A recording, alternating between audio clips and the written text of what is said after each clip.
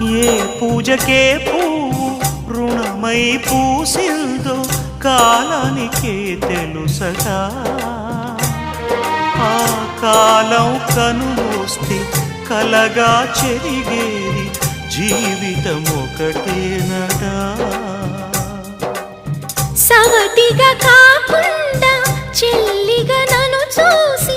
తల్లిని చేశావుగా ఈ పారాణి పాదాలు సేవించినా గాని రుణమే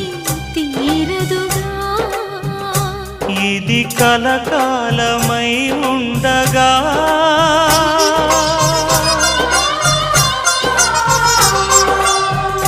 నీ అనుబంధమే